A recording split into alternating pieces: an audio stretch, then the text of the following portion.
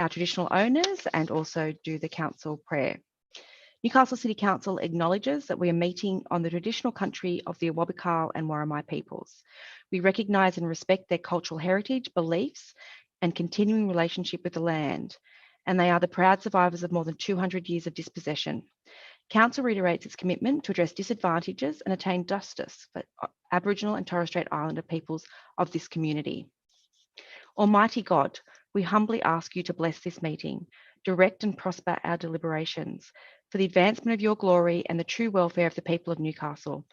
Ladies and gentlemen, will you honour the memory of those who served and died that we might meet here in peace? Thank you, councillors. Do I have any apologies or leave of absence? I haven't received any, so I'm just assuming that Councillor Byrne is on his way from work, and likely as is Councillor Dunn at this stage. Do I have any declarations of pecuniary or non-pecuniary interest? Councillor Clausen, did I see?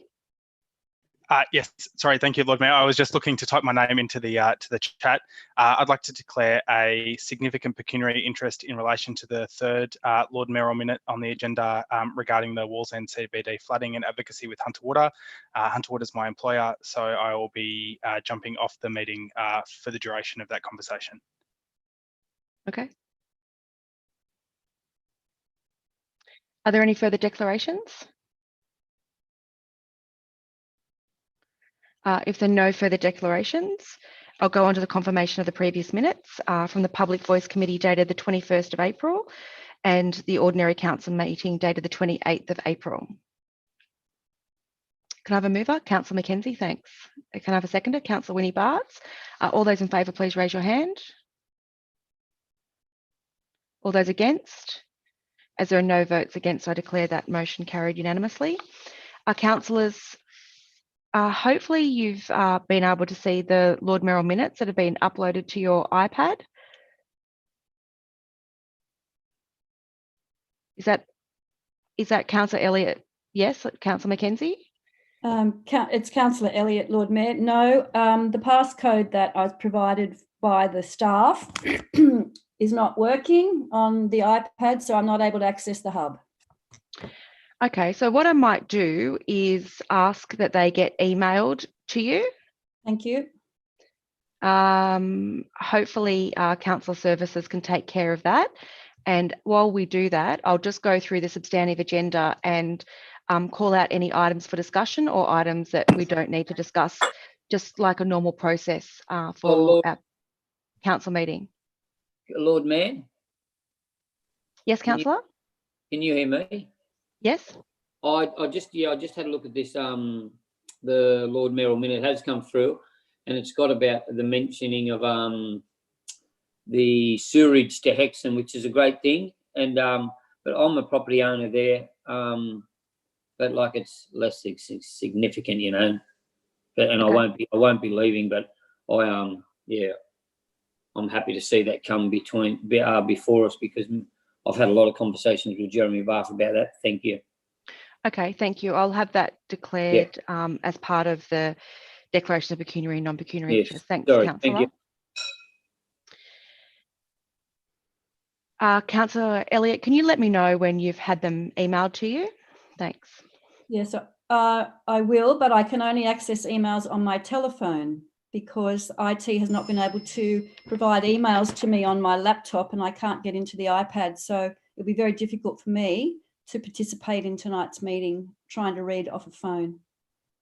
Okay, what I'm going to do is before we get into the substantive agenda, I'm just going to have a 5-minute recess because I want to make sure that you have those IT issues sorted out before we start and you can participate fully in the meeting. So thank you. I'd just like to say that I have been trying to resolve these issues. I haven't just tried to resolve them now. I was told yesterday that my email was not being able to be resolved by council. So I have been trying to do it, and I apologise that it's going to hold up the meeting, but it's not that I've left it to now.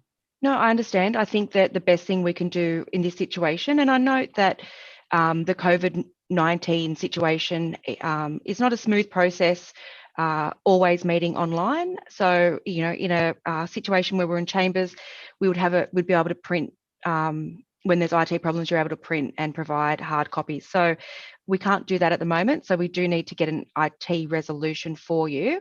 So what I'll do is I'll just ask for a resolution for a 5-minute recess to resolve those IT issues. Councillor Clausen, second to Councillor Winnie Bartz. All those in favour, please raise your hand. All those against, we'll just take a recess and before we get into the substantive agenda. Thanks, councillors.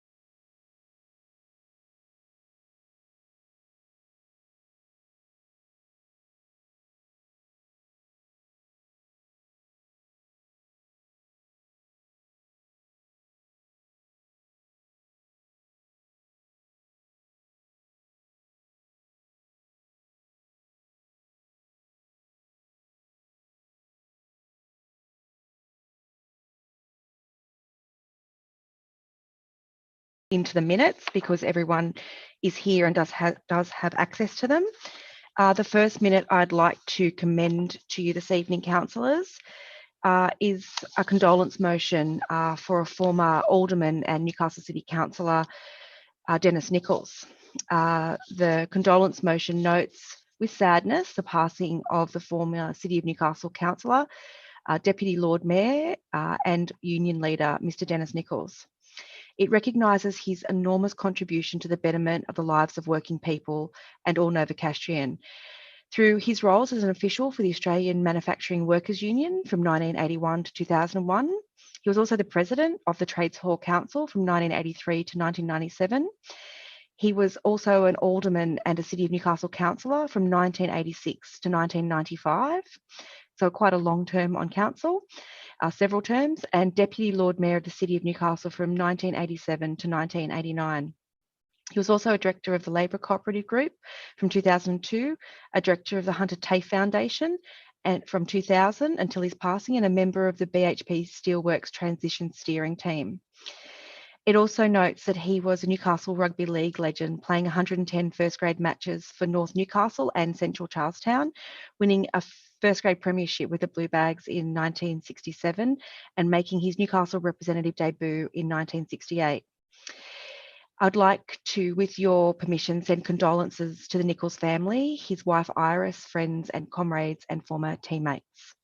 The background includes some deep details around his time as a councillor and through his directorships, as well as a couple of really lovely photos. I obviously knew Mr Nicholls personally. Our local Stockton resident, was a fierce advocate for his community in Stockton, but also for broader Newcastle. And I know that together with fellow former Deputy Lord Mayor Frank Rigby, they were very instrumental in setting up Summerhill Waste Management Centre, amongst several other really important initiatives we still have today in the City of Newcastle through the time of the late 80s and 90s on council. So I'd like to commend this condolence motion to you this evening and open up for discussion. If there's any discussion, councillors. If there's no discussion, I commend the motion to Councillor Elliott. Yes, thank you, Lord Mayor. Popped it in the chat, but you may not have seen it. I just wanted to certainly echo your comments about former councillor Dennis Nicholls. I had the pleasure of working with Dennis when I worked at council for about 5 years. He wasn't the Deputy Lord Mayor at the time, Frank Rigby was, but I remember working very closely with him. He was a man of extremely high values and ethics, and I found him to be a wonderful councillor and someone you could always talk to. He was very straight up and down, a gentleman, and a person who really cared about others. So it's very sad to hear that he has passed away. And I'd like to echo the comments that you have made about him and wish his family the best in this very difficult time. Thank you, councillor. He was a real straight shooter, and yeah, I'm glad you had the opportunity to work with him. He was a great man. Is there any other discussion, councillors? If there's no other discussion, I'll commend the motion to you. All those in favour, please raise your hand. All those against? There are no votes against, so I declare the motion carried unanimously. Thank you, councillors. Councillors, the second Lord Mayoral minute is the Climate Emergency Australia Council, and this follows up from previous resolutions of council, and it also assists me in communicating updates that have occurred since we last discussed this at council.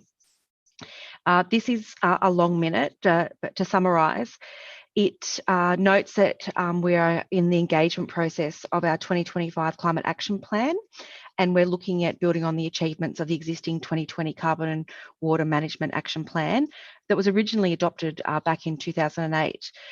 We have seen in that time of the delivery of that program up until now, a reduction in the city's carbon footprint by 77.4% compared to 2008 levels.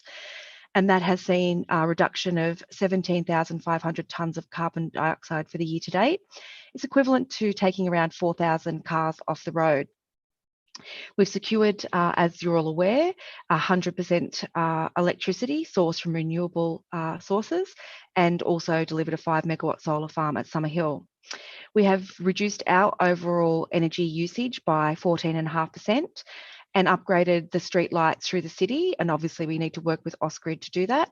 And we've had 31% of those street lights upgraded. We've reduced our potable water usage by 8.6% and reduced liquid fuel use by 7% in that time.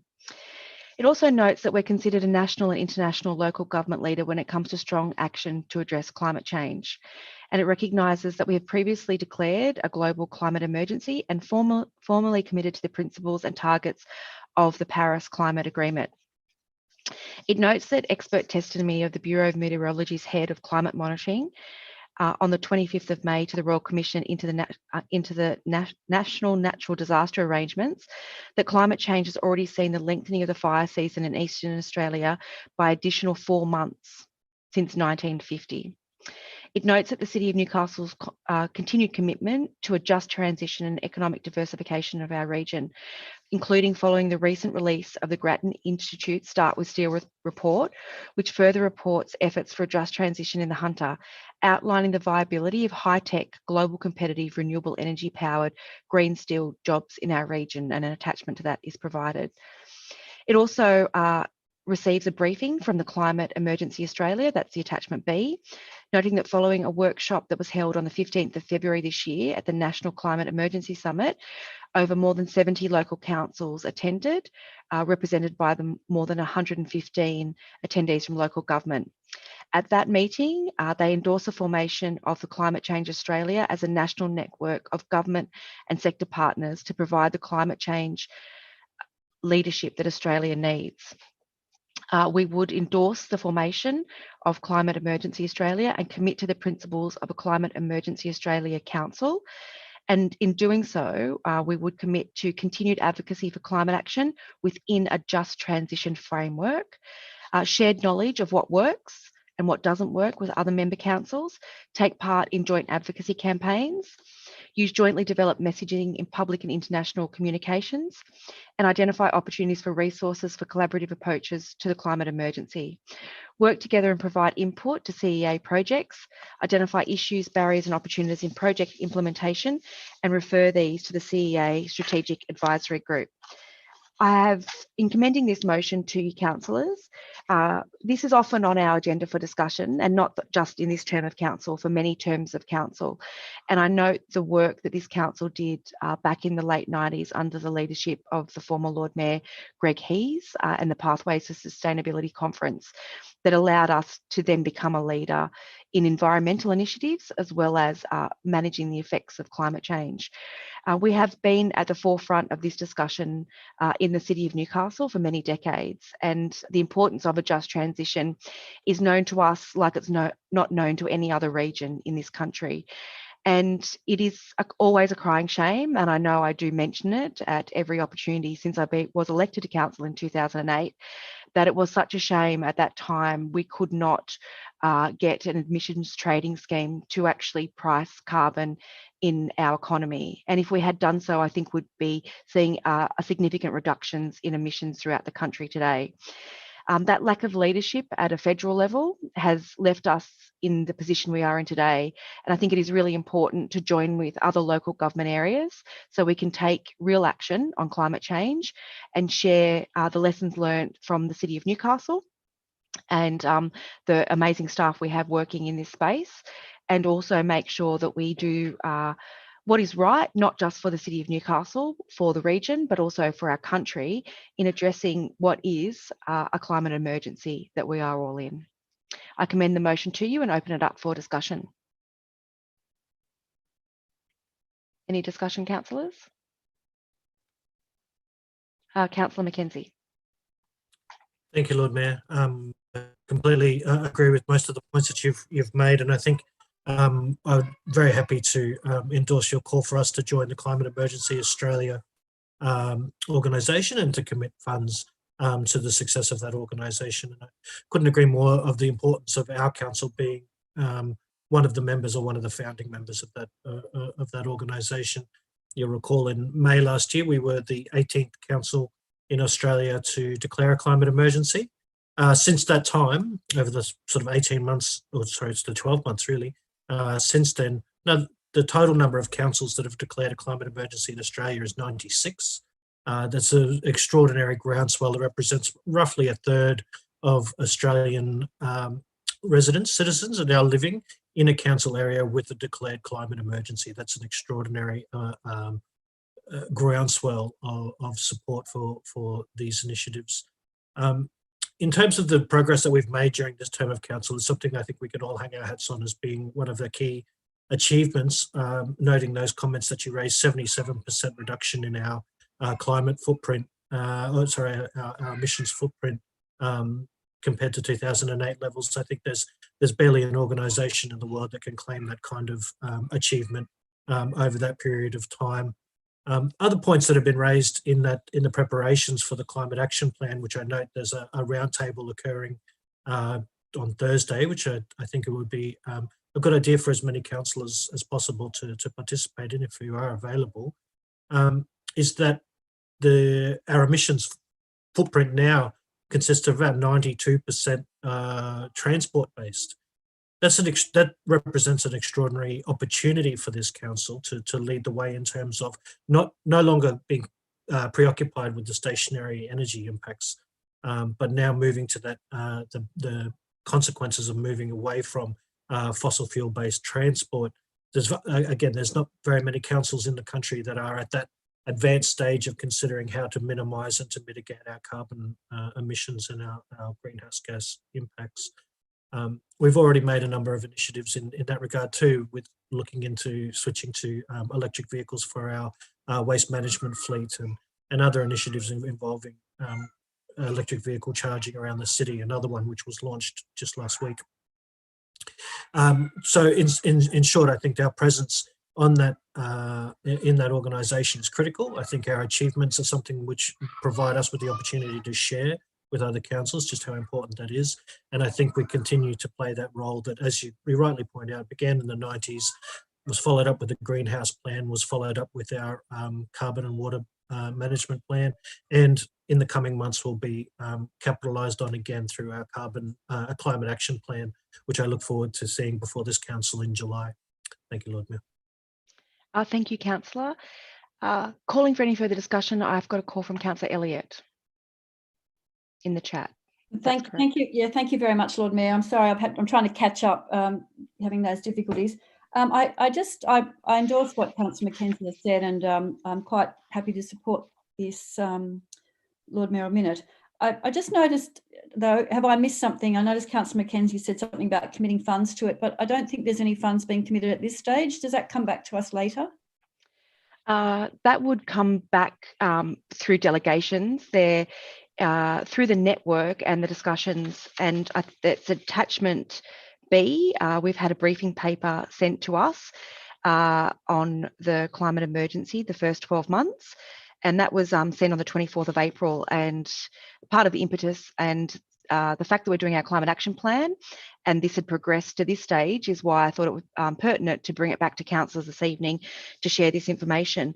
It goes through what the first 12 months has looked like, and that is around the structure and the formal membership of the councils, the strategic advisory group that has been formed amongst councils, the meeting that we were represented by council staff in February this year, and looking at how that group is then funded through 0.6 EFT, and smaller councils committing between $2,000 and $5,000, and larger councils up to $20,000 for that work.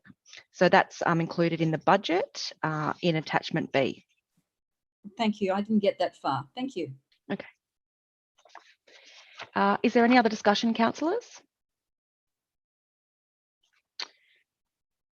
I can't see a name or hand, so what I'll do is I'll commend the motion to councillors and just reiterate the roundtable that is occurring this Thursday on the development of our climate action plan, which will kick in next year, which I think is a really important document and important for us to go to the next stage in both our mitigation work and looking at where we can maintain our leadership in this space, particularly given the situation that I can't see changing.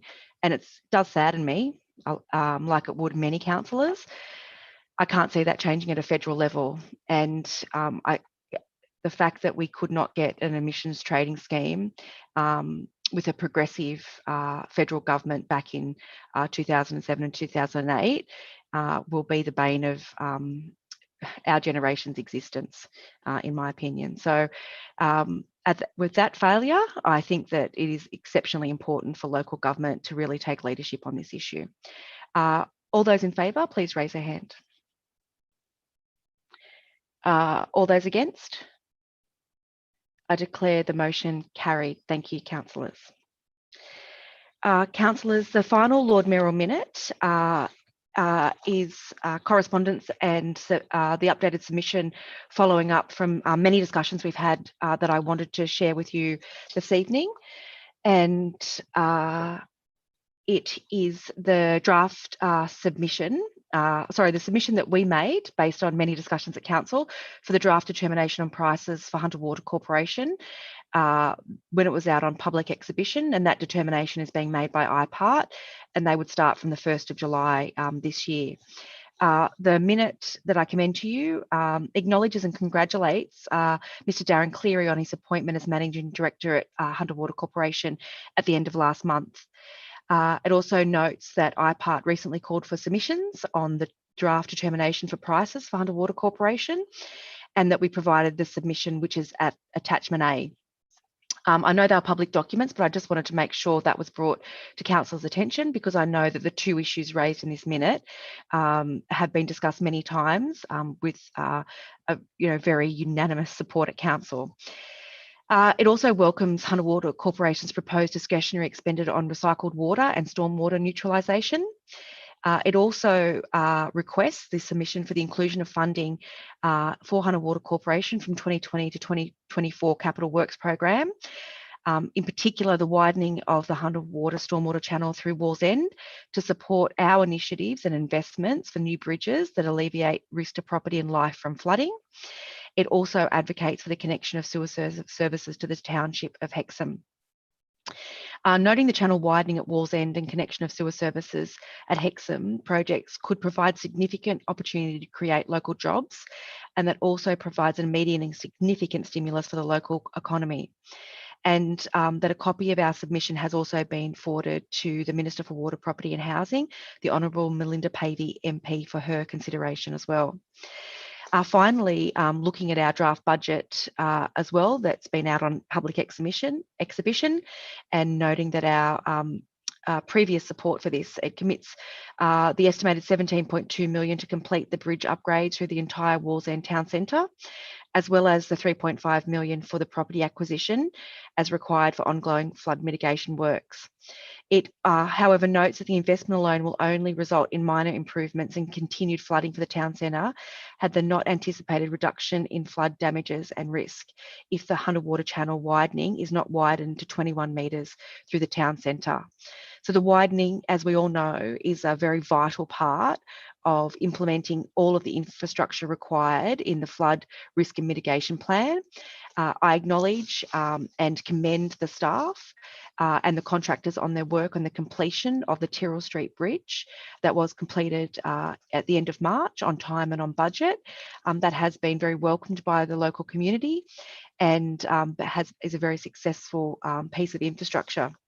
And I note that we had out on public exhibition the continuation of that project, particularly with the Nelson Street and Boscawen bridges. But I think it is really important that we continue our advocacy for Hunter Water and the New South Wales Government in particular as component of the delivery of this flood mitigation program. And I have included obviously that submission, as well as the correspondence that I've recently sent to the Honourable Melinda Pavey MP, the Minister that has responsibility for this area. So I'll commend the motion to councillors and open it up for discussion. If there's any discussion, councillors? There being no discussion, I'll put the motion. All those in favour, please raise your hand. All those against? As there are no votes against, I declare that motion carried. Thank you very much for your support this evening, councillors. It's very much appreciated. I'll just wait. I think Councillor Clausen left the meeting, and I believe that he has just returned. I will just go through the agenda and see if there's any discussion on particular items. If you would just raise your hand, then I will know. Item 22, the tabling of pecuniary interest returns, the 1st of February to the 30th of April. Is there any discussion? There is no discussion. Do I have a mover for that motion? Councillor Winnie Barts, seconded Councillor Rufo. All those in favour, please raise your hand. All those against? I declare that motion carried unanimously. Thank you, councillors. Item 23, the adoption of the local strategic planning statement. Discuss. I think we've all seen an email from Councillor Mackenzie today. Item 24, the exhibition of the draft heritage strategy.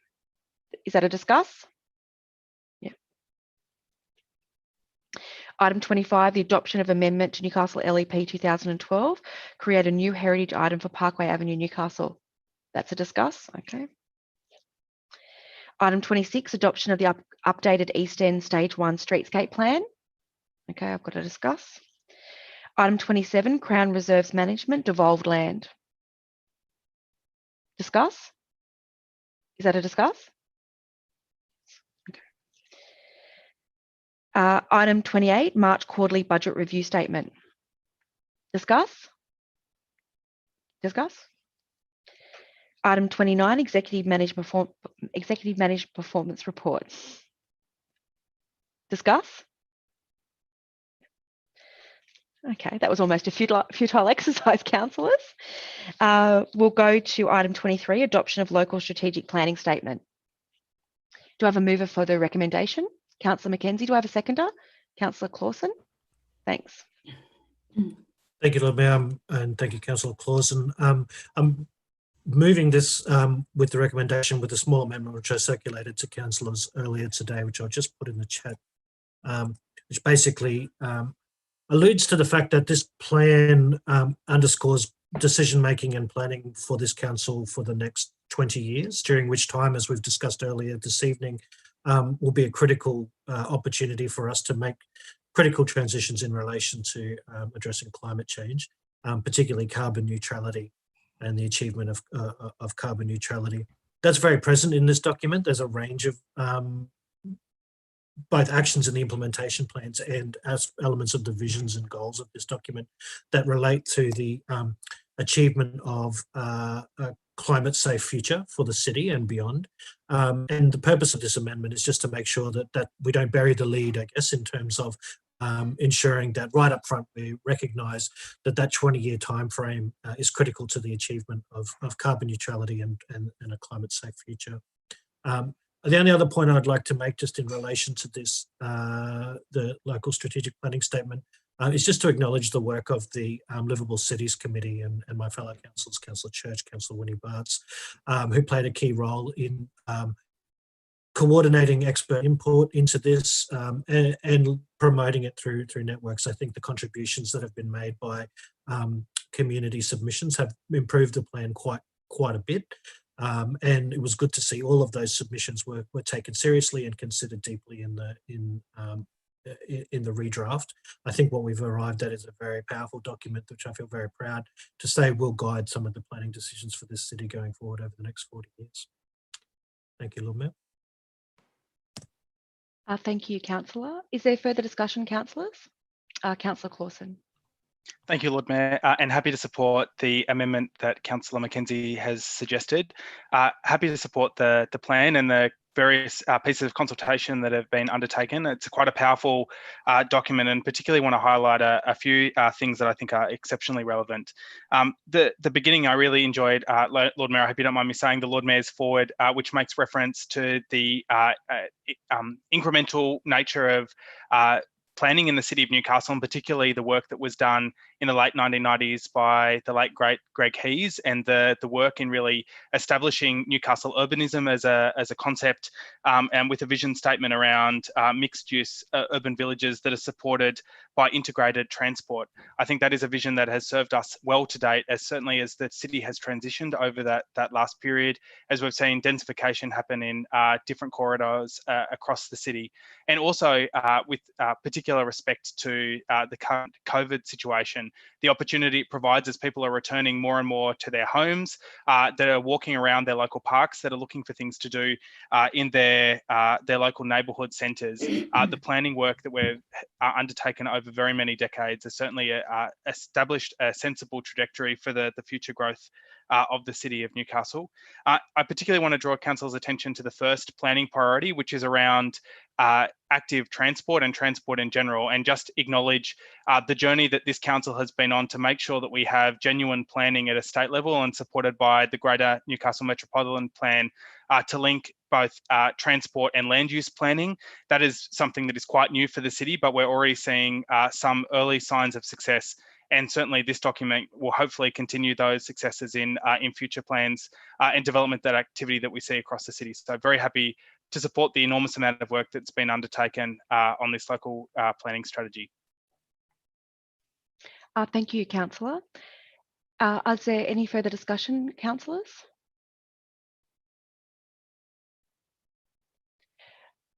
Can't see a call for further discussion. I would just also like to take the opportunity to thank the councillors that are on the Strategic Advisory Committee that have helped with the preparation of this document. The Strategic Advisory Committees are a really important part of council processes, and the work that councillors do on these committees is vitally important. And it's, I think it's really wonderful, the comments that Councillor Mackenzie has made, not only acknowledging the work of his fellow councillors, Councillor Winnie Bartz and Councillor Church on that committee, but also the external members and also the community feedback that we sought for this document. It is a really important part of the process, and for a number of years, strategic advisory committees were decimated at the City of Newcastle, and I think we were poorer for that, and it's a really important part of the process, and I can't reiterate that enough. And I know the work that the councillors, particularly Councillor Mackenzie as the chair, have put into this document, and I thank them for that work.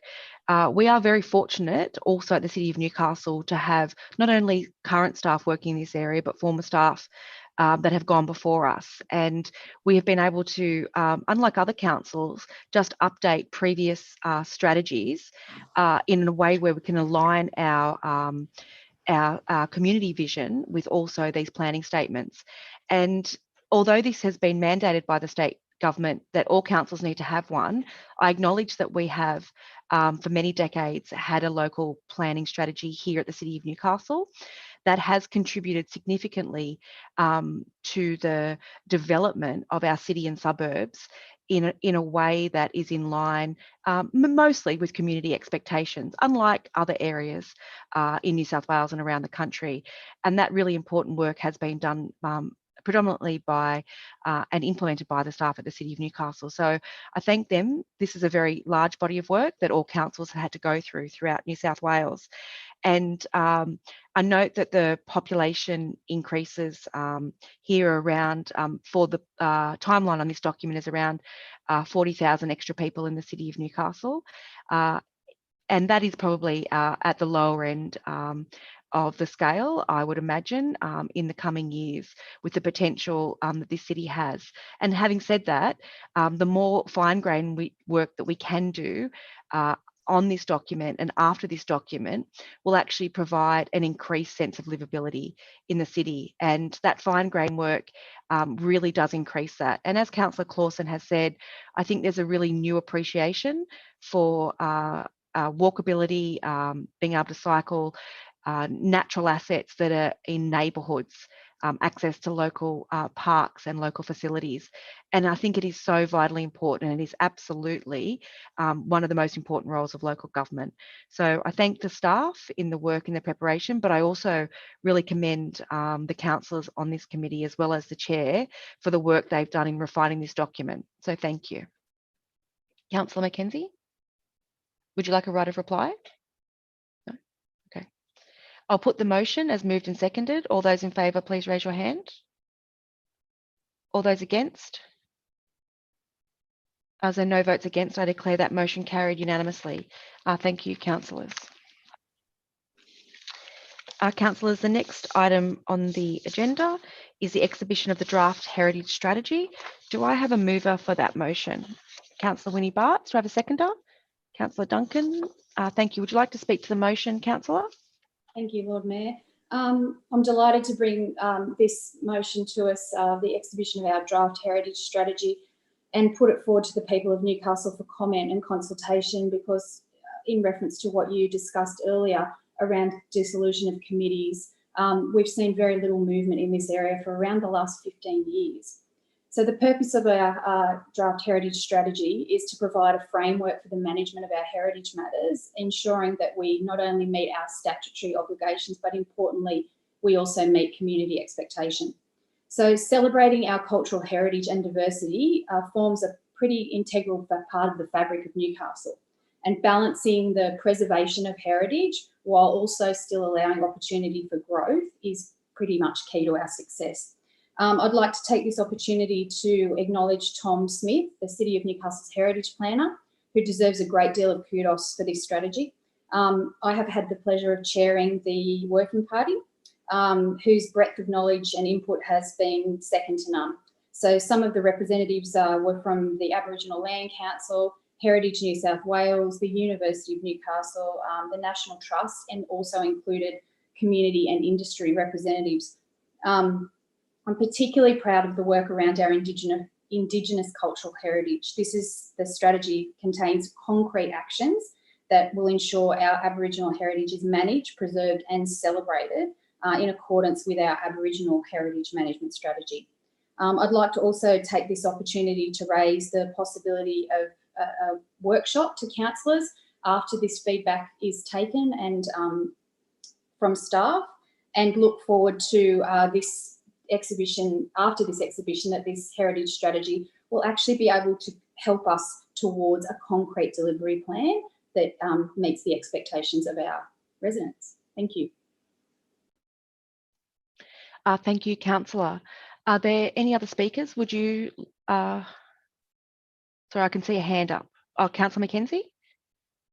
Thank you, Lord Mayor. At the risk of sounding like a broken record, I want to reiterate once again the work done by the Livable Cities Committee, and to take this opportunity to formally thank Councillor Winnie Bartz, who was chair of that committee, meeting a number of times outside of the regular sort of schedule of meetings for the advisory committee, and really pulling together, I think, a very like a cutting edge sort of document in terms of the guidance that it provides for future considerations of heritage.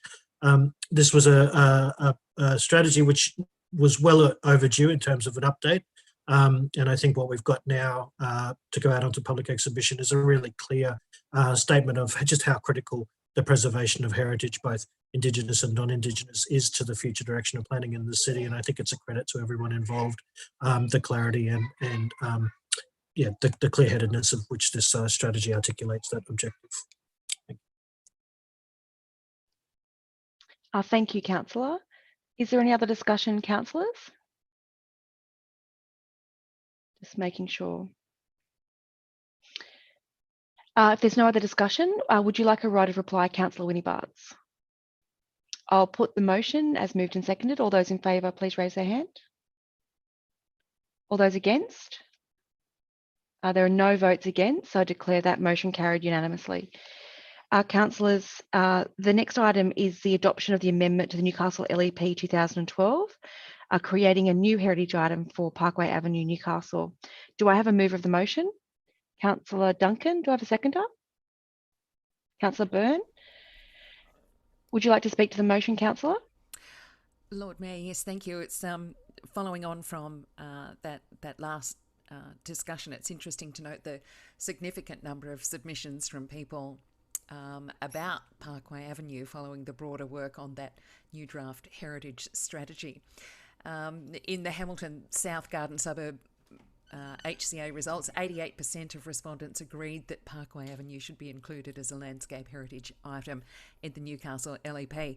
So all of this work has been a significant and really important piece of work, and I'm grateful to staff for the initial thorough document that followed up on the recommendations from the 2016 report that Parkway Avenue then be also investigated for listing, because there's been a whole lot of work done between getting that first document done and getting it to this point now. So for Parkway Avenue, of course, it's one of those long avenues of beautiful mature trees that are historically, aesthetically and environmentally important. And Newcastle's lucky to actually have several that do have a listing, an environmental and landscape listing, including the Chaucer Street date palms, the Stewart Avenue figs and the figs along Jumaric Street. I will point out again, though, that reading the numerous submissions on the heritage items that we're discussing tonight, I think again illustrates how poorly many people understand about what heritage actually means and about how listings might be applied. And I know that there was some concern along Parkway Avenue from residents about what it might mean to their homes. So ensuring that people are as educated as well as we can possibly do so that they understand, particularly for Parkway Avenue, that we are talking about that median of the trees is important. But I'm really happy to support the officer's recommendation for Parkway Avenue to be made a new heritage item in our LEP. Thank you, Lord Mayor. One moment. Thank you, Councillor. Are there any other speakers? There are no other speakers. Would you like a right of reply, Councillor? The only other thing that I wanted to add to that was the noting in there of the Aboriginal significance, and I know this is something that Councillor Winnie Bartz spoke about with the draft heritage strategy, and would undoubtedly be of interest to lots of Novocastrians, that some 200 sites were located along Parkway Avenue. So again, I think that just illustrates how important this piece of work is, so encourage its support. Yeah, couldn't agree more, Councillor. I need to take this vote by division. So, councillors, what I'll do is I'll call out your name. So if you could put, if you are, whichever way you decide to vote, if you put your hand in front of you, then it doesn't get lost off the side of the screen, just so I can see it. Just makes it easier for me. So I'll put the motion as moved and seconded. All those in favour, please raise their hand. Councillor Dunn, Councillor Winnie Bartz, Councillor Church, Councillor Rufo, Councillor Elliott, Councillor White, Councillor Duncan, Councillor Clausen, Councillor Mackenzie, Councillor Byrne, Councillor Luke, Councillor Robinson. All those against? There are no votes against. I declare that motion carried. Just want to make sure I got everybody. Thank you, councillors. The next item is item 26, adoption of the updated East End Stage 1 Streetscape Plan. Do I have a mover? Councillor Winnie Bartz. Do I have a seconder? Councillor Duncan. Would you like to speak to the motion, councillor? Thank you, Lord Mayor. I'll be brief because I presume there'll be a number of other speakers on this matter. I'm proud to bring this motion to adopt the updated East End Stage 1 Streetscape Plan, a project that has been identified as a catalyst project in the Hunter Street Revitalisation Master Plan strategy. This plan will see us move forward on works that are very much in line with the revitalisation of our inner city, benefiting all of those who live, work and enjoy the city centre. The East End in the city is an ever-evolving public domain. The precinct is vital to our renewal works, and the streetscape plan will benefit the entire LGA. I think at this point I'd also like to make note of the exceptional consultation that's gone on and feedback that has occurred and the changes that have resulted from this. From the very beginning of the concept plan with comment and feedback, this plan has gone to the Cycling Working Party. 300 plus people viewed it online. It has come before us at Traffic Committee several times. and there was on-site drop-ins, and I just think that the consultation that's gone on here is exemplary and our staff should be commended, and I commend this to you. Thank you, Councillor. Are there any other speakers?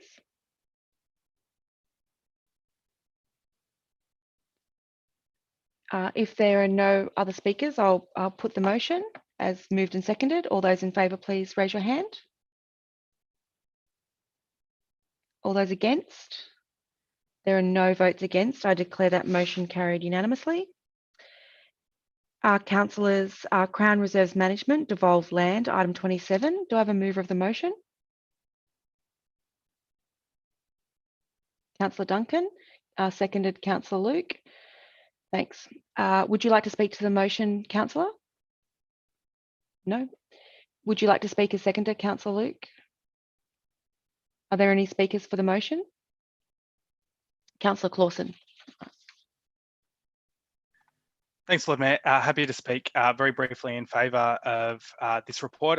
It appears that there's a historic abnormality as a result of changes in Crown land legislation, particularly in 2016, that's meant that there's a range of reserves listed in the report across the city that have a different status to other land that council manages on behalf of Crown lands. I think alarmingly, and the reason I'm very supportive of this, is that under their current status, a plan of management isn't allowed. That's listed in paragraph 3 of the report, which means that there isn't the opportunity for community consultation and say about what occurs on any of these particular parcels of land. So supportive of this report because I think it actually provides a greater opportunity for the community to have involvement with decision making around this land rather than it being left without a plan of management.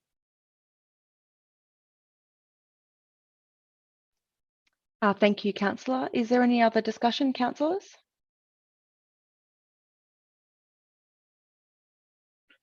There's no other discussion. Would you like a right of reply, Councillor? Duncan? No? No, No. thank you. Okay. Yeah, I just need to check, that's all. I'll put the motion as moved and seconded. All those in favour, please raise their hand. All those against? There are no votes against, so I declare that motion carried unanimously. Thank you, councillors. Councillors, we're up to item 28, the March quarterly budget review statement. Do I have a mover of the recommendation? Councillor Clausen, do I have a seconder? Councillor Byrne, thank you. Would you like to speak to the motion, councillor? Yes, Lord Mayor. Very happy to speak to the March quarterly budget review paper. Obviously, our council has received a presentation on this last week and we've had the opportunity to ask questions. It's a hard budget review to be presenting to council this evening, particularly because it reflects the budgetary impacts of the COVID-19 pandemic and notes that there has been impacts or will be impacts year to date of approximately $18 million. That includes the reduction in revenue received from the variety of our services that are exposed to COVID. So things like a reduction in tonnage across the Summerhill Weighbridge, obviously the result of the closure of the Civic Theatre, a reduction in parking, and of course the fact that there's no revenue coming in through the Stockton Holiday Park, amongst others. However, when faced with falling revenues, there are two options that council could have considered to take. One would have been that we reduced our expenditure by equivalent amount, that we reduced the programs that we offered, that we laid off and reduced staffing where we could. And to be honest, that seemed like a fairly viable position to take, especially given the fact that council wasn't supported by the federal government JobSeeker and JobKeeper payments at all through the COVID period. Or the alternative, and what we have done, is looked at opportunities to continue to advance as a city to stimulate the local economy and to get works completed. And so despite the backdrop of COVID, I'm exceptionally pleased that this quarterly budget review includes a $99.9 million works program for the completion of this financial year.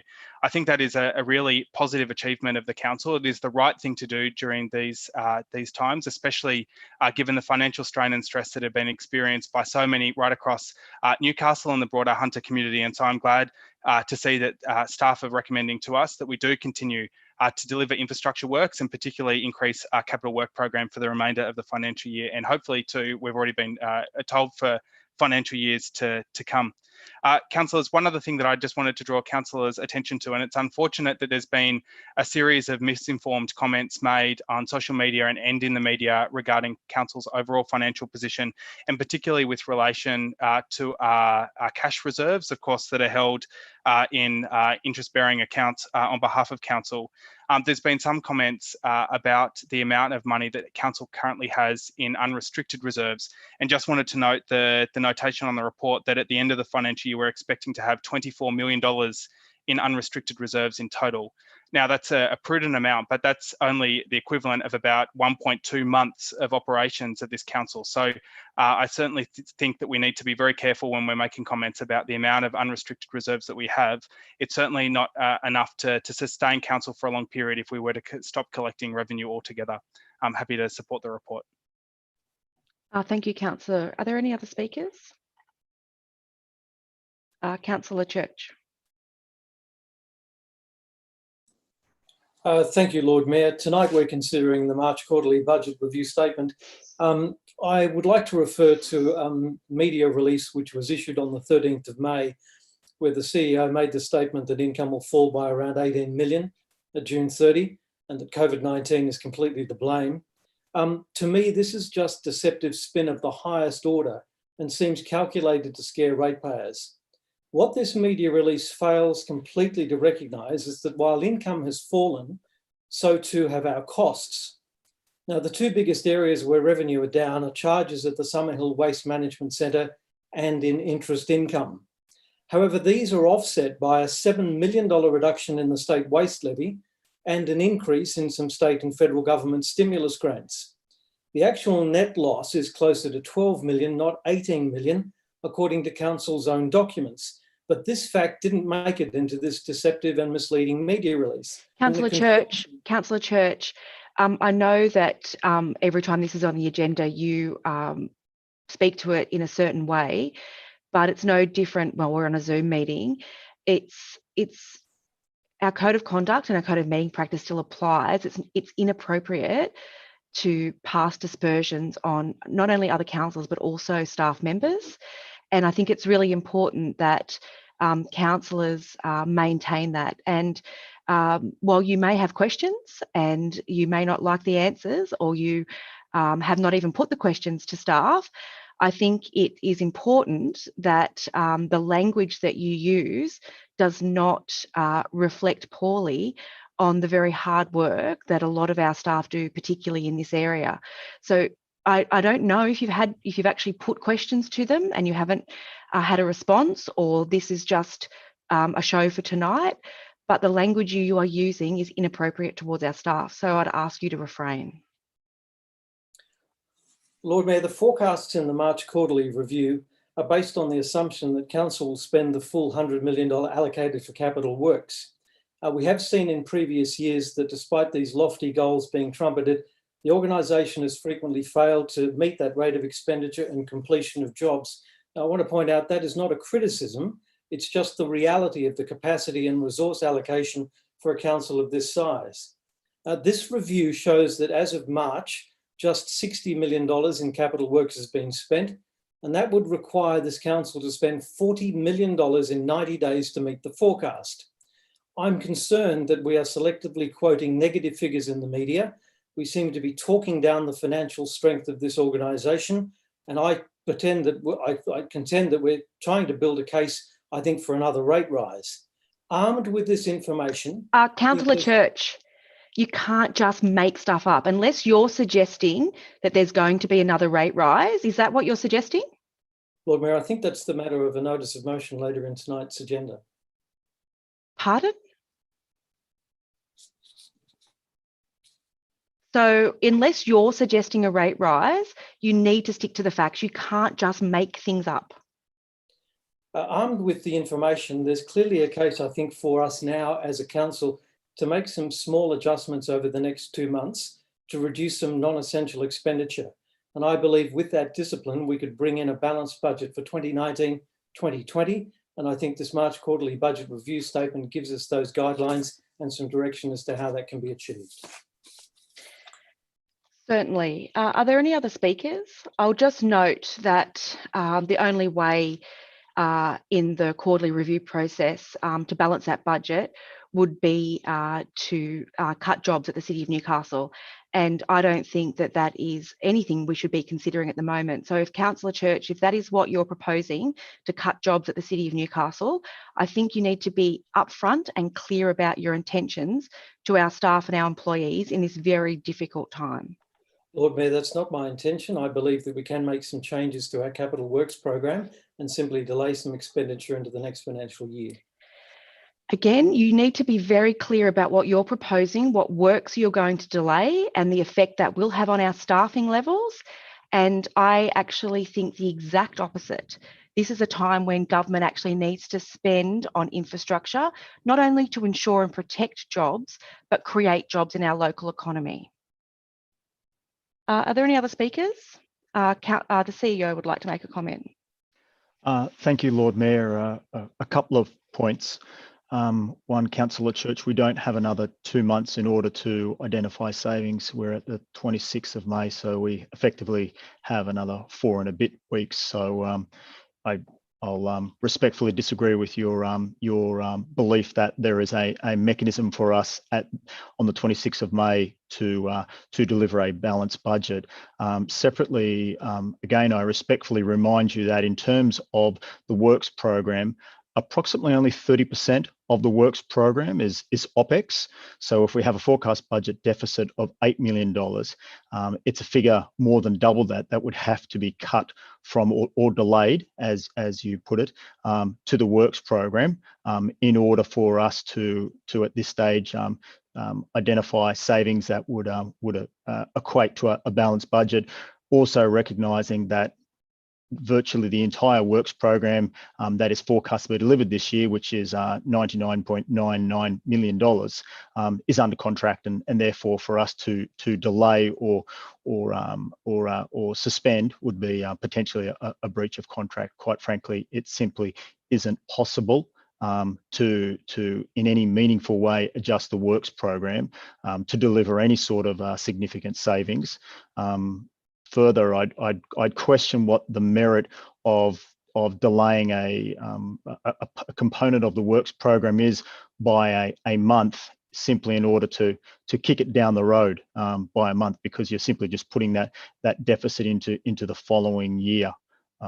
So I think that needs to be noted. I'd also remind you, in terms of your concern about our ability to deliver close to a forecast works program of effectively $100 million, that at this time last year, when questions were similarly being raised by yourself and another councillor, that we wouldn't be able to deliver the works program that was forecast, we responded with a $36 million final quarter delivery of the works program, which ensured a record spend for this quarter, or for that quarter.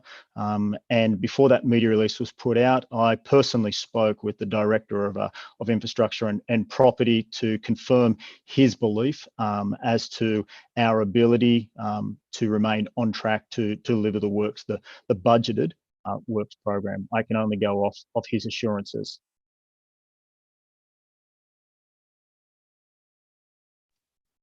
Thank you, CEO. I have a call from Councillor Elliott. Yes, thank you, Lord Mayor. A couple of things I wanted to clarify, I guess, about this. Perhaps the CEO has already done that. I was also concerned that in the last 2 months, we've got about $32 million to spend. I see from your CEO's report, CEO, that we spent about $8 million in April, which leaves us about $32 million left in the rest of the year. But you've just indicated that the Director Liddell has said that we'll make that, which is good news. One thing I would like to see in the quarterly budget review, though, is dollar figures against projects. We did get those previously. We've not been receiving those, so it would be very useful to be able to see the financial movements per project, so that the community has more transparency around where money is being taken from and where it's being moved to. So that would be useful in future. And I note that you said that $99 million of work is under contract. Is that right?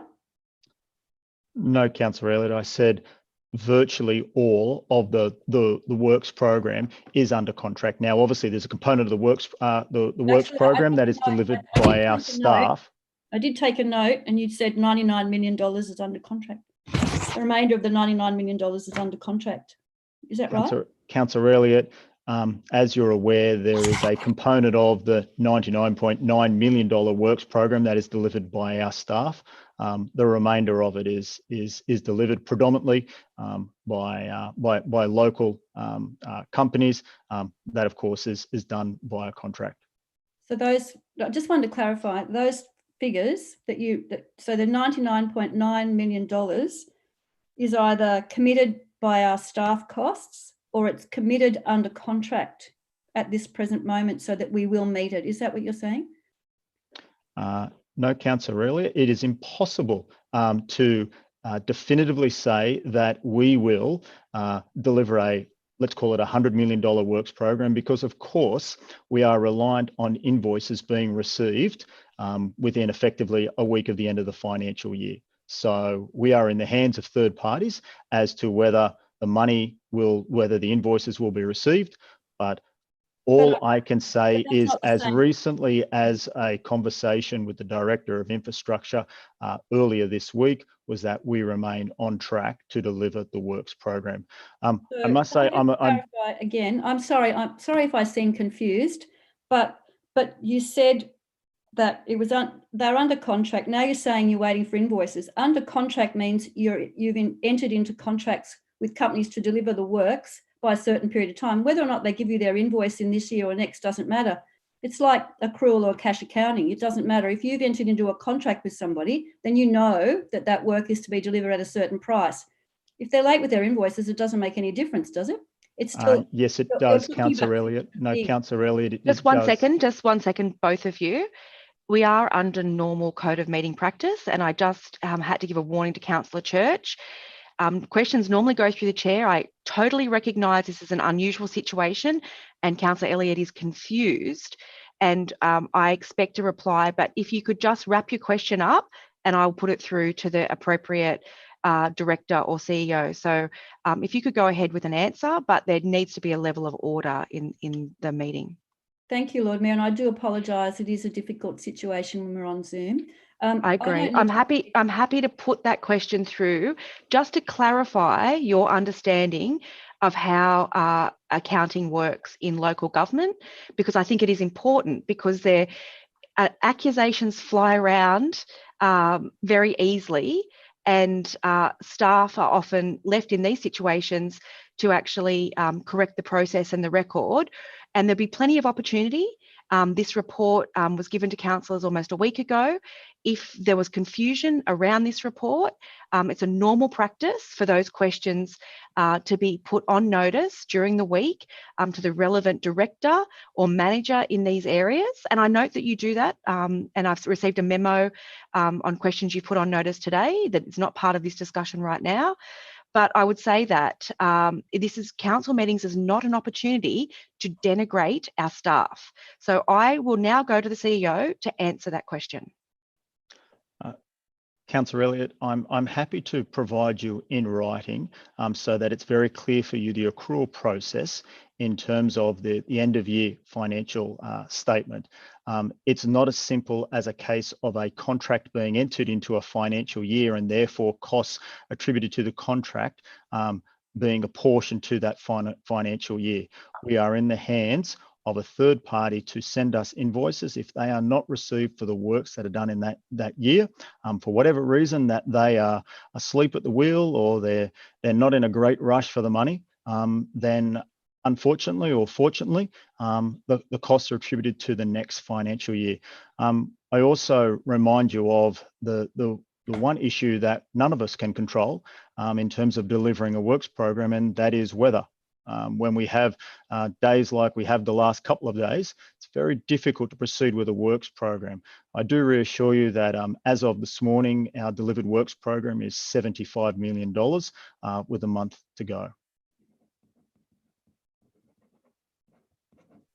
Thank you for that response. Are there any other speakers? I think it's important to note, and I will reiterate, because this monthly report is on our agenda. It's not a statutory report, but our staff go above and beyond the statutory measures put in place for financial reporting. There is a workshop held also on this report every month with councillors, and the same behaviour pervades. This is not an opportunity to criticise and denigrate staff. It's not an opportunity to make up facts. It is also not an opportunity to put out misinformation to the community.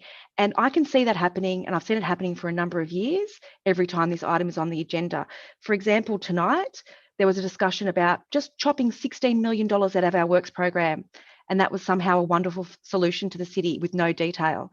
It's not okay for councillors to turn up at a council meeting and just say, oh, by the way, I want to slash $16 million out of our works program. There's something wrong. That is not accepted behaviour from elected councillors, in my opinion.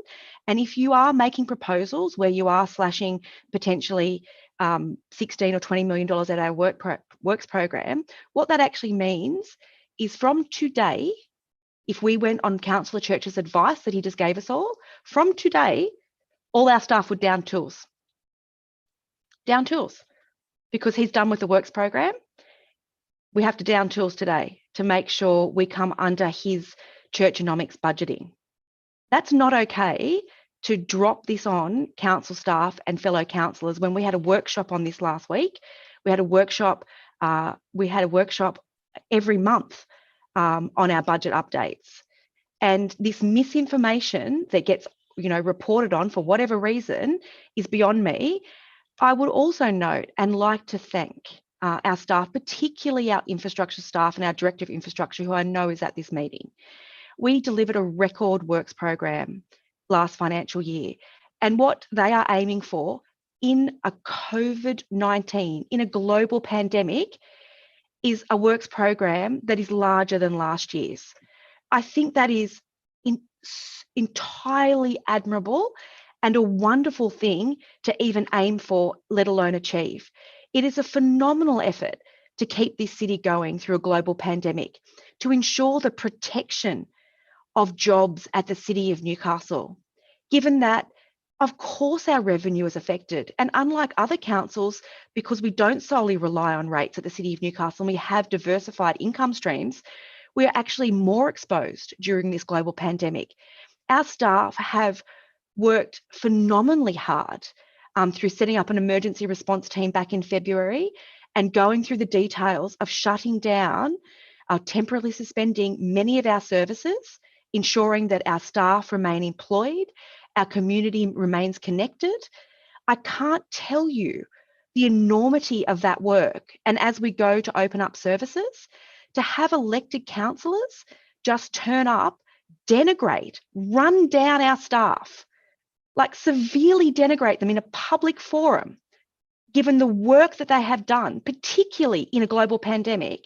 And then I make an offhand comment that we're downing tools today, because that's the implication of what Councillor Church said tonight. Down tools today and no one come back to work. These are people's jobs and livelihoods. These are not offhand comments or opportunities for continual grandstanding and the spreading of misinformation. Are there any other speakers, councillors? Would you like a right of reply, councillor Clausen? Lord Mayor, just very briefly in response, I can't summarise it very much better than what you just did, other than to say that it is utterly bizarre and totally inconsistent that councillors are at meetings tonight talking about cutting our infrastructure works program when we've just adopted minutes from the last meeting where there were a series of unanimous resolutions, including a resolution about expediting and stimulating the economy through infrastructure works, which Councillor Church actually amended on the night to add additional projects to. I think that he is forgetting that the Capital Works program includes capitalised labour as well as the physical goods that are constructed. They are people's jobs. About 15% of the Capital Works program is capitalised about protecting City of Newcastle jobs. Councillor Church does need to explain which projects he's cutting and whose jobs are on the line, because it's just not good enough. Thank you, councillor. I'll put the motion as moved and seconded. All those in favour, please raise your hand. By division, please, Lord Mayor. All those in favour, please keep your hands. Councillor Dunn, Councillor Duncan, Councillor White, Councillor Byrne, Councillor Luke, Councillor Mackenzie, Councillor Clausen. All those against, raise your hand. Councillor Rufo, Councillor Elliott, Councillor Church. Councillor Robinson, did you vote?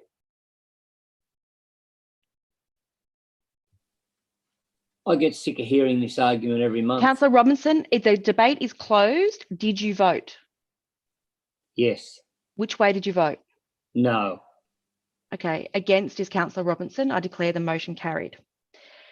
Councillors, we're up to item 29, Executive Management Performance Report. Do I have a mover of the motion? Councillor Clausen, do I have a seconder? Councillor Dunn, thank you. Would you like to speak to the motion, Councillor? Lord Mayor, very briefly, only to again endorse the report and the huge amount of work that is done by our finance team in putting it together month on month. Thank you, Councillor. Are there any other speakers? Councillor Elliott.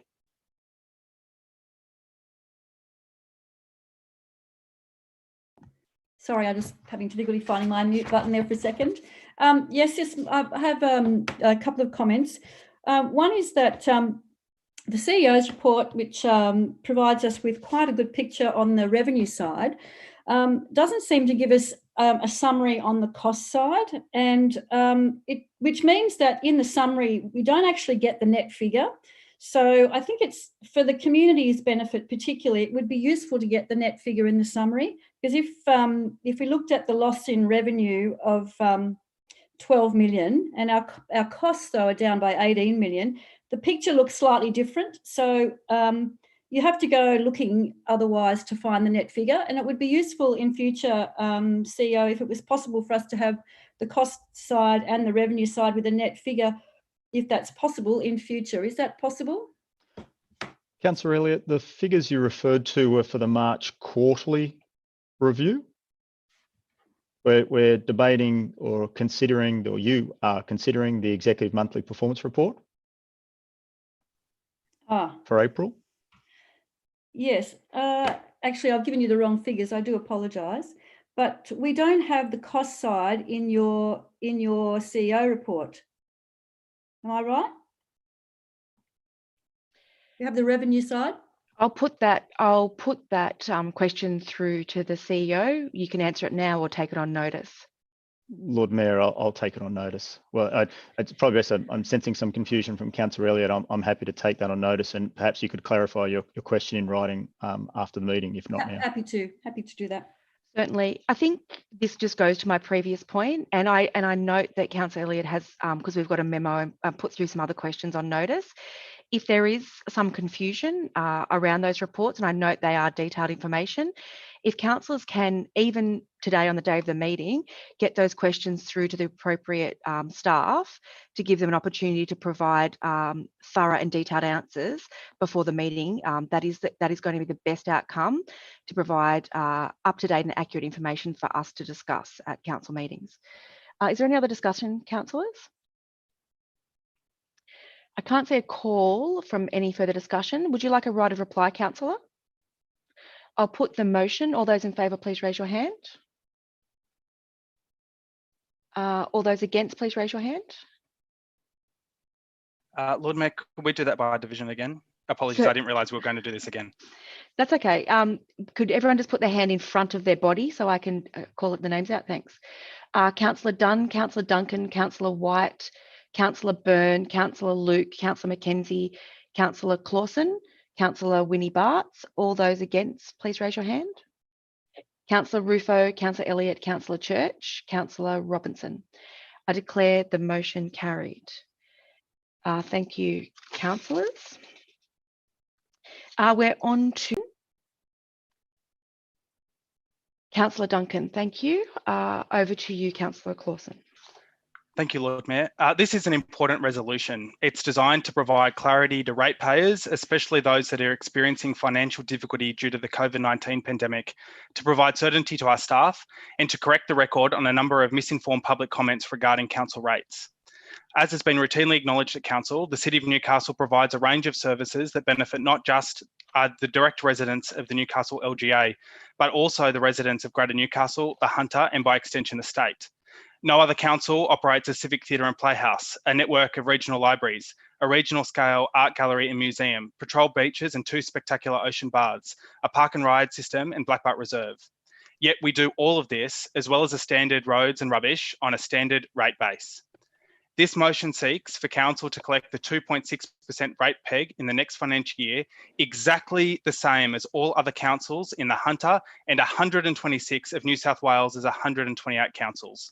It is unfortunate that there's been that some have previously chosen to spread misinformation about the rate peg for self-interest and for political advantage.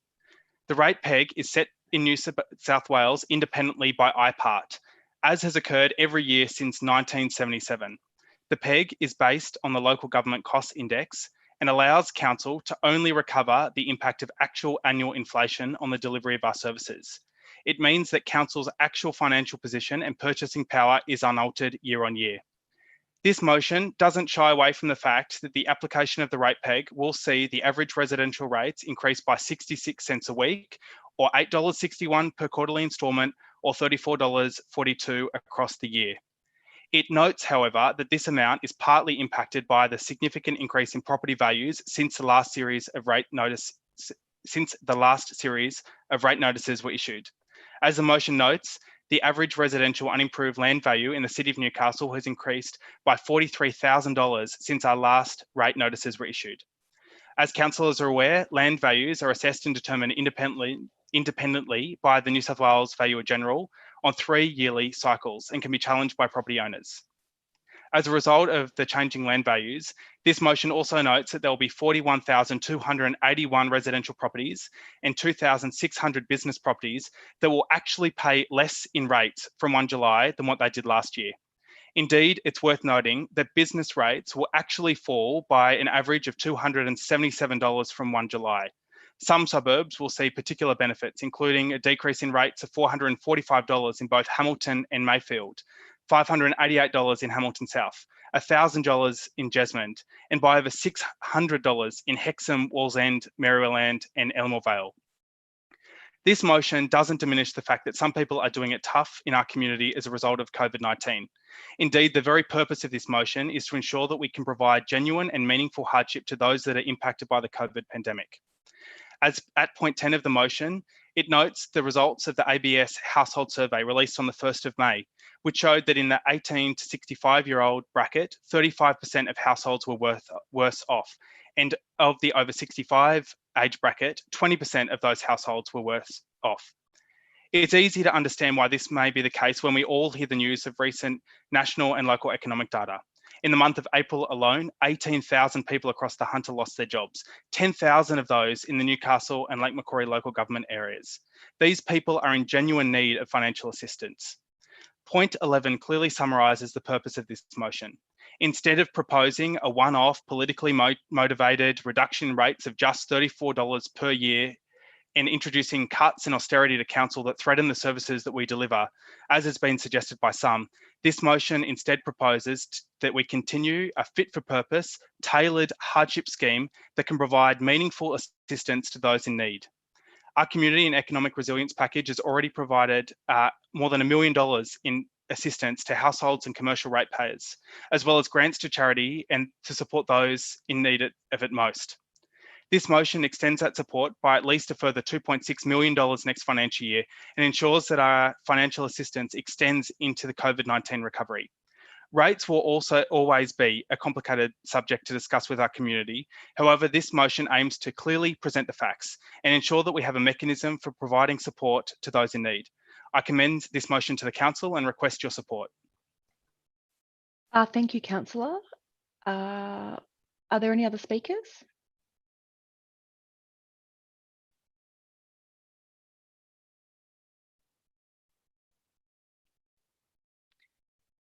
I think you've given such a comprehensive overview in your opening address, as well as a very detailed report before us. It doesn't look like I've got a call for any other speakers. I would just like to thank you and the councillors on the notice of motion for the work in this preparation. it does actually clearly articulate how we can actually provide tailored hardship support with any increase that is set by IPART.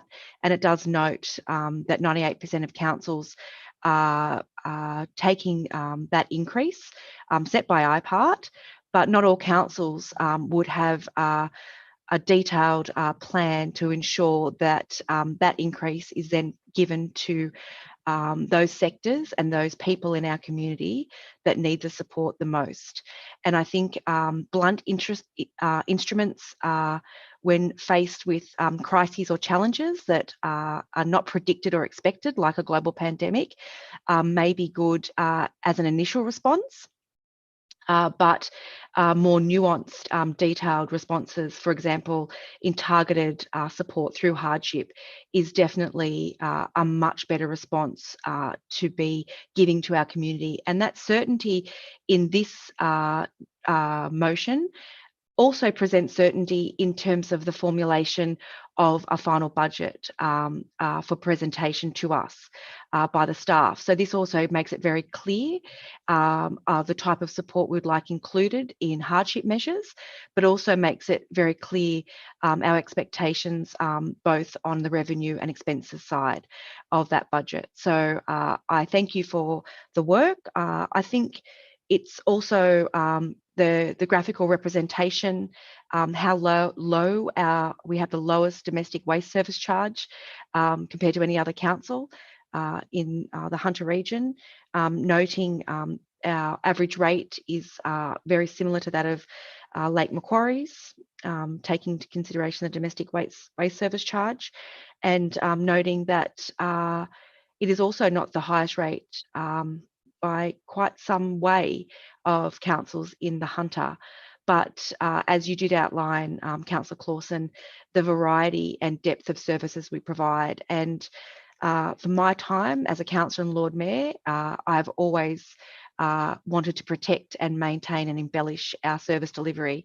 And in doing so, we acknowledge that in tough times like this, having a financially stable council that has delivered year on year modest operating surpluses can actually draw down on reserves, run structural deficits to support the community where that support is needed, and to support jobs, which is vitally important as we do see the secondary crisis in terms of our economy unfolding, not just here in Newcastle and the Hunter region, but around the country. And we haven't really seen the full impact of that, given that there is measures of support like JobKeeper and JobSeeker still floating around in the economy. But given that this Conservative government flirtation with socialism is likely to end, I'm expecting some of the very hard impacts on our communities that are adversely affected to hit at the end of those stimulus packages. And to be in a financial position through the work on the tough decisions that this council has made and previous councils have made, as well as the hard work of our staff here at the City of Newcastle over many years, allows us not to go into borrowings, but to draw down on reserves and look at how we can actually increase the delivery of our works program and create opportunities for jobs, but also provide support and hardship where it's most needed in our community. Are there any other speakers? If not, I will ask you if you'd like a right of reply, Councillor. Thank you, Lord Mayor, and thank you for your support of this motion. I won't repeat the whole speech. To be honest, I'm a little bit disappointed that there weren't more speakers. This is an important motion. This evening, we've heard several councillors make comments about openness and transparency and ensuring that council provides information that is open and transparent. I would say to those councillors that I will ask for this vote to be taken by division. Given you haven't outlined a reason to the community why you wouldn't be supporting this package, I think that you don't have a choice but to vote in favour of it. This is a sensible solution to ensure that we can continue to deliver jobs. Council rates are the least regressive form of taxation. Unfortunately, this is a complicated subject area, but I've tried to outline in as much detail as possible the reasons why this is important, why it is important that we support those in genuine genuine need, and that we don't just offer piecemeal and very blunt instruments, as the Lord Mayor said, assistance to ratepayers. Instead, make sure it's deep and targeted to those in genuine hardship. Thank you, Councillor. I'll put the motion as moved and seconded. Vote by division. All those in favour, please raise your hand. Councillor Mackenzie, Councillor Lord Duncan. Mayor, I'm sorry to interrupt you, but I have in the chat that I wanted to speak to this and you haven't seen that. So would you indulge me before we put the vote? Councillor, the debate was closed. I called for speakers on a number of occasions. So the debate, as per our code of meeting practice, is actually closed. I did make a call, and that you've added your name to the chat when the debate has been closed. I think you might find that it's somehow, I did it in time, but anyway, that's fine. Look, we can have the item recommitted if councillors so choose to. So if that is what you would like to do, we can do that, but the No, debate has don't technically worry. closed. Don't worry about it. All those in favour, please raise their hand. Councillor Mackenzie, Councillor Duncan, Councillor Clausen, Councillor Byrne, Councillor Nelms, Councillor White, Councillor Rufo, Councillor Winnie Bartz, Councillor Dunn. All those against, please raise their hand. Councillor Luke, Councillor Church, Councillor Elliott. I declare the motion carried. Councillors. You missed Councillor Robinson, I think. He voted against. Councillor Robinson wasn't on the call on the meeting a minute ago. He just left, so he's back again. I'm happy to recommit the vote. All those in favour, please raise their hand.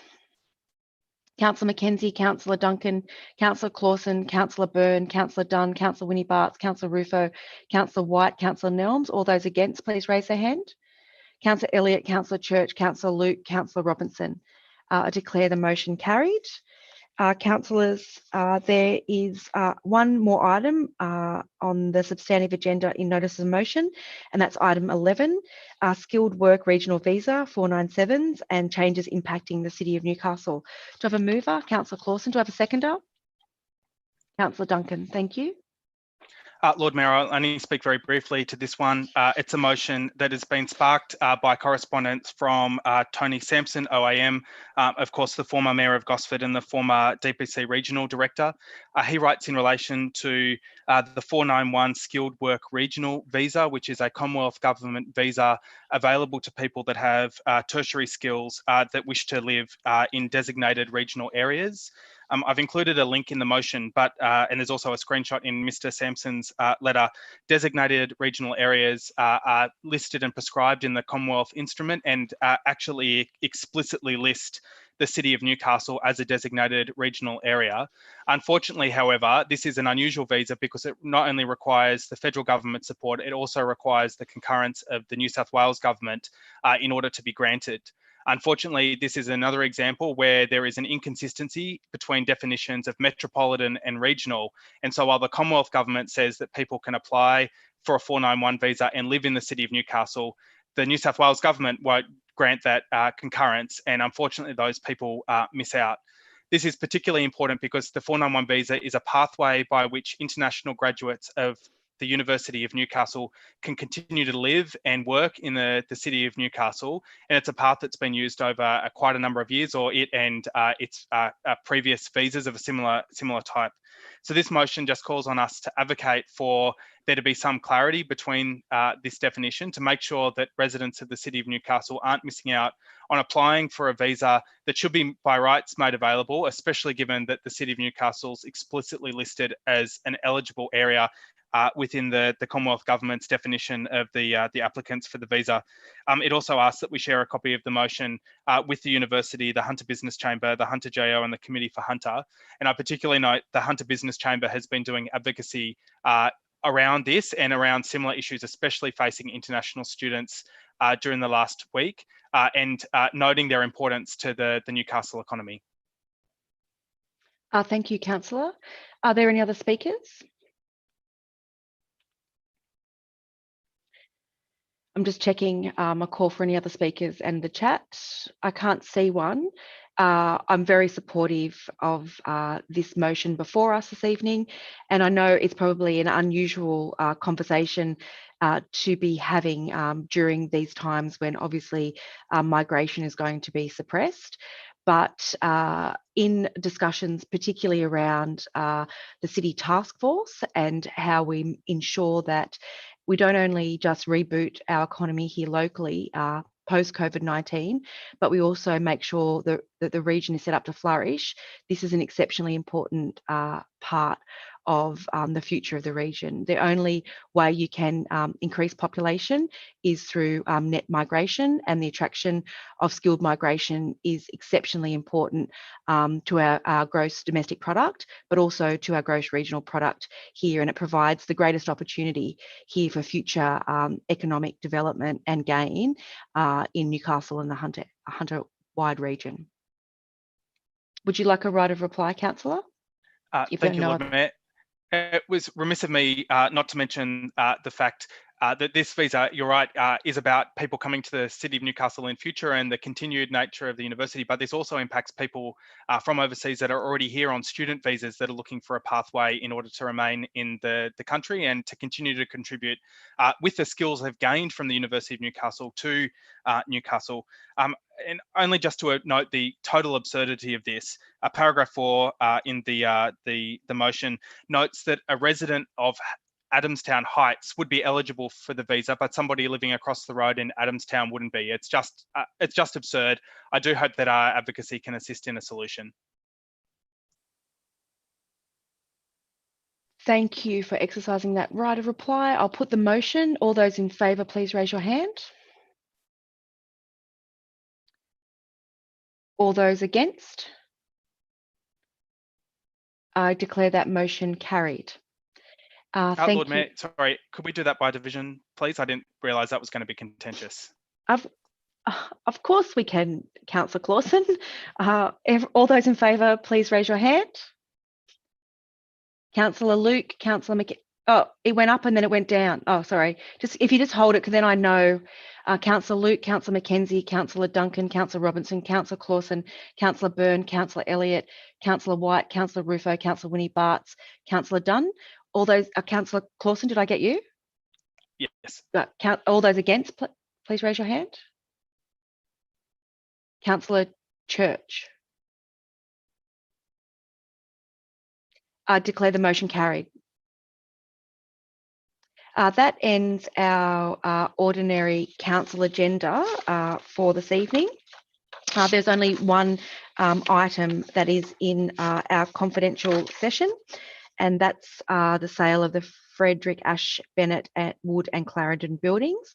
So I'll just take a moment while we move into confidential session and give everyone a moment as well to access that part of our papers on your iPads. $5 million excluding GST to the Stevens Group, known as Purchaser A. 2, resolve to sell 365 Hunter Street, Bennett and Wood Building, Newcastle, for the amount of $2.015 million, excluding GST, to Blue Door Developments, known as Purchaser B. Recommendation 3, approve the recommendation of the Asset Advisory Committee, AAC, that the proceeds from the sale be allocated to City of Newcastle's Works Program specific projects, formerly Land and Property Reserve, for the specific purpose of restoration of the Newcastle Ocean Barbs. 4, note that the Frederick Ash Building is listed on the State Heritage Register, and as such, Purchaser A will be responsible for maintaining the building in line with the current Conservation Management Plan and will be restricted to conservation principles in any development of the building.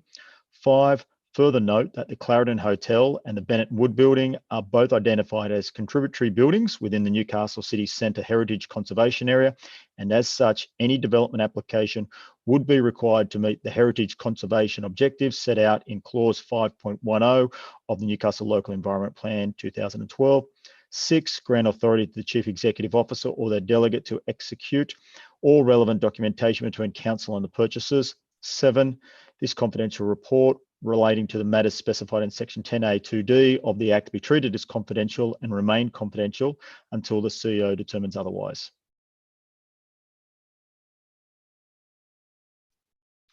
Thank you, CEO.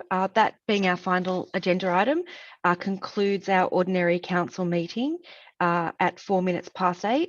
Thank you very much for your attendance this evening, councillors, and I look forward to hopefully catching up with you in person in the near future. Good night.